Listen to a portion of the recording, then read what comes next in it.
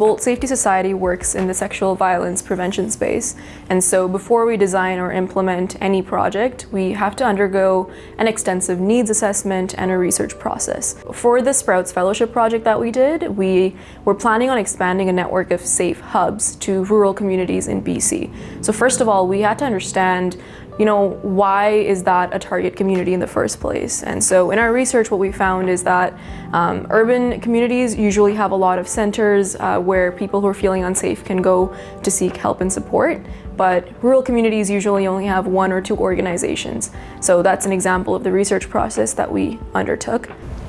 Our project, I would say, is unique in this sense because it is at the intersection of working with government bodies, with the private sector, as well as the nonprofit sector. And I would say our Safe Hubs project is the prime example of that. The reason being, a Safe Hub is a partner safe space with an existing business in the community. We also have the office of a member of parliament that's acting as a Safe Hub in our network. And so that's involving that government piece and the businesses. And we're a nonprofit, so I'd say we work at the intersection of all of those. The United Nations has published a list of sustainable development goals, and I would say our work most closely aligns with SDG 5, which is gender equality. It also aligns with UN SDG 11, which is more sustainable and safe cities. I would say the unique thing about a project in this generation is because we work online, we can take our work with us wherever we go. So oftentimes if I'm sitting at home and I'm feeling like I'm not getting the creative juices flowing, it's always nice to meet up with another member of the team so that we can work together, perhaps at a cafe or even just calling each other. So I find that people are the greatest source of creativity and inspiration, and brainstorming with each other, and honestly, like sometimes you're just having fun with your friends and an idea pops up out of that. So what we started doing is reaching out to organizations like shelters or mental health support organizations and requesting interviews with them, as well as walkthrough tours of their space in order to create this visual resource for survivors of violence. That's not really something that's been done based on our research before, and so we felt that was a unique value add to the nonprofit space that aims to support survivors.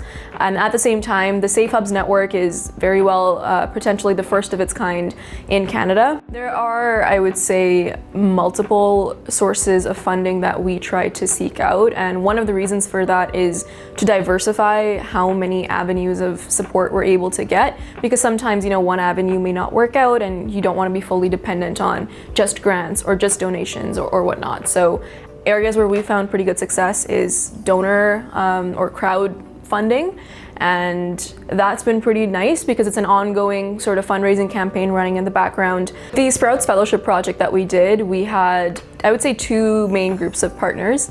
One of them were the Safe Hubs. So they're businesses in Squamish and Pemberton and Whistler that we approached in person to request them to be a partner Safe Hub.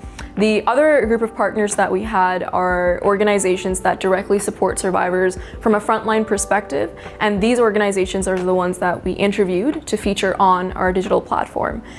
Bolt Safety has a pretty structured organizational chart, which we've developed and reformed over the years, just fine-tuning it here and there.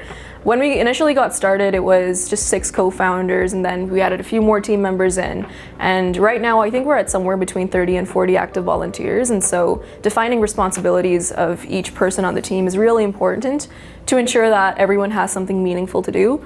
And we're being smart with delegating tasks as well. Definitely tried a lot of different marketing strategies, and marketing is really, really important to getting the word out there about the work you're trying to do and raising awareness on the social justice issue as well. So we use social media platforms. We have Instagram. We used to use Facebook, and then we've sort of moved off of it because we realized that's not where the audience that we want to reach really is staying.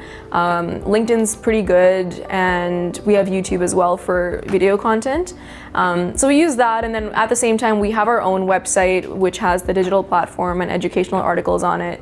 So we got social media, we got our own website. We also reach out to traditional media, so being interviewed by media outlets, newspapers, local radio stations, going on podcast shows. All of those are all together really important in building a toolkit of resources to get the word out there.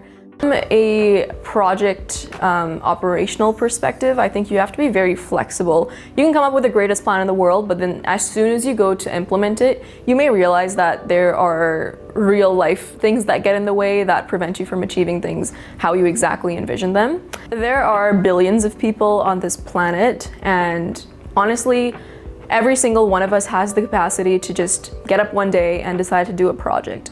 What distinguishes people that are extremely successful and impactful in this space are the people that actually follow through with what they say. Because a lot of people say that they want to make change happen or make a difference in the world, but how many of those actually follow through with the commitments that they've made, right?